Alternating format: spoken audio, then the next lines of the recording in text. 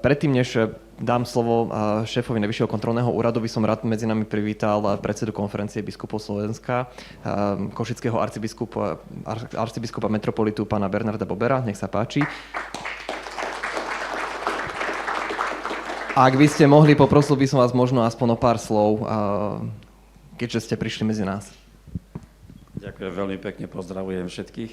Prišli sme neskôr, lebo cesta z Košic, aj keď lietadlo, ale predsa čo si trpá.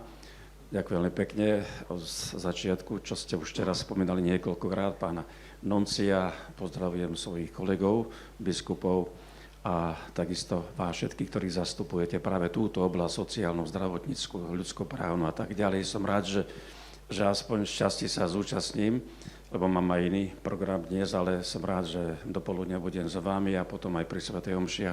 Chcem len popriať, aby naozaj tie slova, ktoré pred chvíľkou zazneli, také veľmi ľudské, veľmi aj kresťanské, aj to také poukázanie, že štát je ten, ktorý má zabezpečiť všetky tieto veci.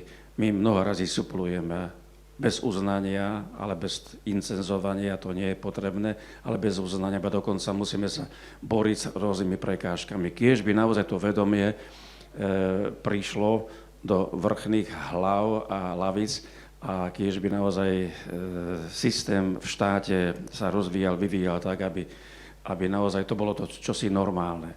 Ale dokonalá spoločnosť neexistuje. K nej treba, jasná vec, že mnohé iniciatívy, aj táto konferencia nech prispieje k tomu, aby sme nejak tlačili a okrem toho formovali svedomie, vedomie a aj zákony k tomu tak, aby naozaj naša spoločnosť, ktorá si dáva hrdé, že je to už vyspelá spoločnosť, predsa len v tých nuansoch, tých drobných veciach vždy ukázala, že ľudský život je nad všetko.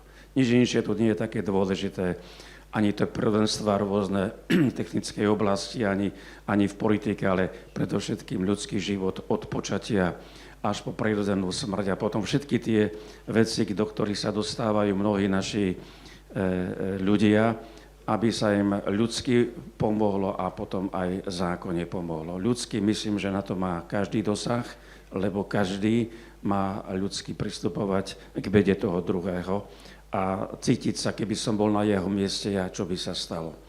No zrejme tá zámena z princa na bedára nie je také jednoduché urobiť, ale predsa len to ľudské je treba, aby sa formovalo a verím, že aj táto konferencia k tomu prispieje. Ďakujem pekne. Pekne dopoludne. Ďakujem.